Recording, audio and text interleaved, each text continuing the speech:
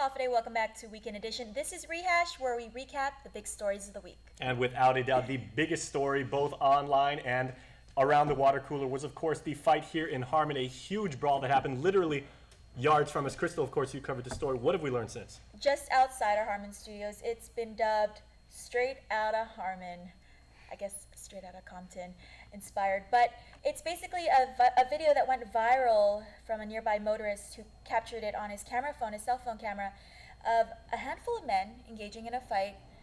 It's in the middle of the intersection at a red light, like maybe 4 or 5 men. A woman gets involved, there's a baseball bat, and a young child who appears to have jumped out of a car window. Not even out the door, out of a car window. So authorities are looking for more information. If you have any information, say you were in traffic and you're able to catch the license plate number. There's very little evidence aside from this video and aside from one person who has come forward saying that he was injured in the fight. He sustained scratches and scrapes. He was released from KUAM Memorial Hospital. He's filed a complaint.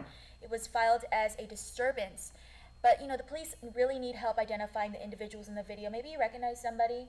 They could face charges including aggravated assault and child endangerment. Again, it looks like a little boy who jumps out of the window, a fight, handful of men, a woman, a baseball bat. Recipe for disaster.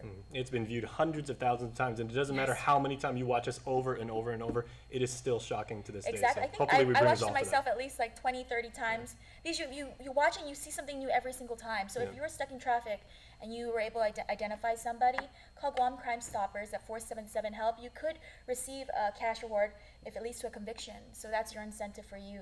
All right. Well, speaking of surprises, everybody watching this, you may notice we have a surprise member over here, our very good friend Jillian Angeline from KSPN2 News in Saipan, visiting Guam, and she just happened to run into us, so we thought, come up on the set and tell us what is the latest with Typhoon Soudelor recovery efforts. Well, just recently I got news that the airport's back on the grid. So after a month and 2 days of being on the generator, the airport is back up and running with normal power, normal water. It's great news for them. Garapan Elementary School also has power. We've also learned that parts of Koblerville and parts of Garapan itself has power, and some of the main lines along the airport may have power as well. So there is progress, but there are still families that are living in tents outside their homes. A couple days ago I met one Chuukese family who decided to start building their own structure using some ironwood tree branches, some rope they found at Managaha, and some tin to make a roof and a structure so that they could live underneath that area because their home is completely destroyed. So a lot of people still trying to, pick up the pieces of their lives. Is there any idea about like a timeline when they said, hopefully full power restoration is coming up? Last Friday, we were told about 2 to 3 months, but it could take in some areas as much as 6 months. Wow, that is absolutely alarming. Well, we do appreciate your work and we enjoy working with you. So enjoy your stay while you're here. Thank you. And thanks for stopping by here. Thank you. Well, Cam, there was a legislation that definitely is one of the more contentious proposed legislation that we've seen in a long time, chemical castration. Yeah, earlier this week, lawmakers barely passed Bill 99, otherwise known as the Chemical Castration for Sex Offenders Act. And it is what the bill says. It imposes a chemical castration treatment for convicted sex offenders who are eligible for parole or post-prison supervision.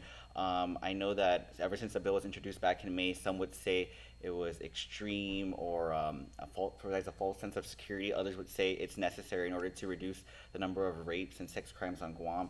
The bill passed. It heads to the governor's office. If it's signed into law, the parole board would have to come up with a set of rules and regulations before this even moves forward. Senator Brant McCready, who introduced Bill 99, he says there's about 53 sex offenders who are eligible for release on parole or probation in the next 3 years. So those 53 could possibly get this treatment should it be signed into law. All right, and that was one of many stories that generated a huge surge of conversation in the social sphere. So make sure to check out our Facebook page, KUAM.com/Facebook, and join in this and many other conversations that we are reporting.